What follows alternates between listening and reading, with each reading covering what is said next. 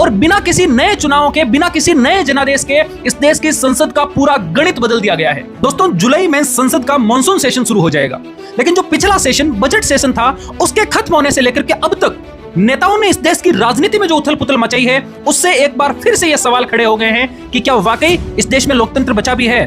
2024 के लोकसभा चुनाव में जनता ने बीजेपी को 240 सीटों पर और एनडीए को लगभग 293 सीटों पर रोक करके स्पष्ट संदेश दिया था कि हम आपकी सरकार तो बना रहे हैं, लेकिन आपकी ताकत को कम कर रहे हैं। हम चाहते हैं कि विपक्ष भी मजबूत रहे। अप्रैल 2026 में आम आदमी पार्टी के 7 राज्यसभा सांसद एनडीए के साथ आ गए और राज्यसभा में एनडीए की संख्या 148 हो गई।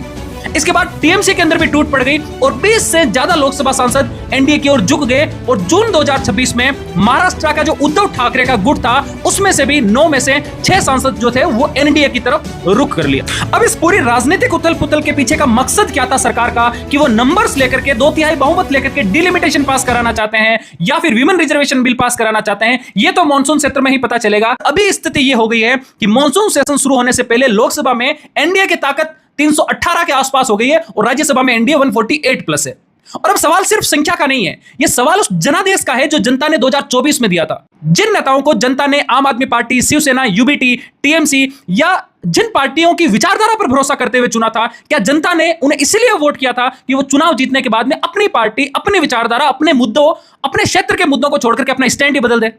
और अगर सांसद अपनी मर्जी से अपनी पार्टी बदल सकता है, तो क्या उस सांसद के क्षेत्र की जनता का यह हक नहीं बनता, जिसने उसके चुनाव प्रचार, उसके वादों पर, उसकी विचारधारा पर भरोसा करके वोट दिया था?